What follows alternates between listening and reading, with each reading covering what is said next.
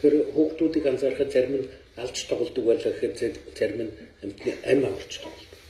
Энэ ч мөн урд төрлийн хүний хийсэн үеийн одоо дадал зуршил харагддаг.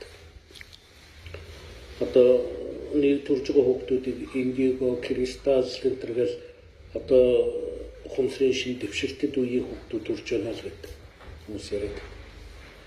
Энэ үнэхээр одоо хүнээс ангид тусдаа хүмүүс төрөөд байгаа юм уу гэх юм бол бид бол тийм шиг гэж үздэг. Ягаад тэгэхээр дадал зуршилтай одоо өгч байгаа хүмүүсийн үргэлжлэл нь ийм дадал зуршилтай хүүхэд гарахаас өөр харахгүй байна.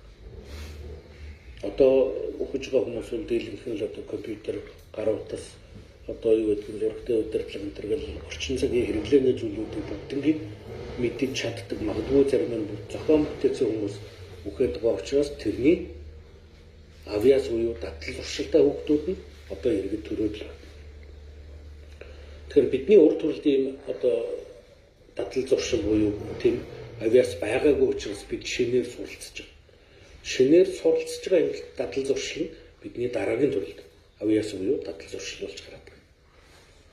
Тэгэхээр бид энэ төрөлдөө ямар дадал зуршлыг илүү түлхүү хураана тэрний хэлбэрээр бидний дараагийн төрлийн хүн тийм л дадал зуршилтай байна. Тэгэхээр бид дараа төрөлдөө илүү сайн хүн баяа гэх юм бол зөв сайн дадал зуршлыг л өөртөө суулгах нь хэрэгтэй.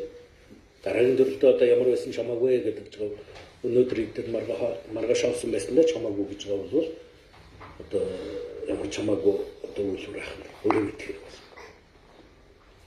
Тэгэхээр эдгээр зүйлүүдийг айлдаж одоо сургасан энэ бол бурхан гэж.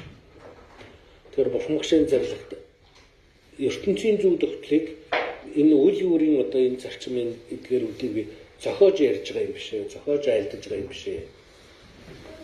ертөнцийн зөв төгтлийг таньж чадсан гэгээрсэн одоо ухамсартай хүмүүсийн одоо ухалсан байгаа оюуныг одоо зөв чигт одоо өрхийн тулд энийг би одоо таньж мэдсэн ухамсар юу ертөнцийн зөв төгтөлд мэрэгсэн оюунаар айлдаж байгаа юм а гэж хэлж байна.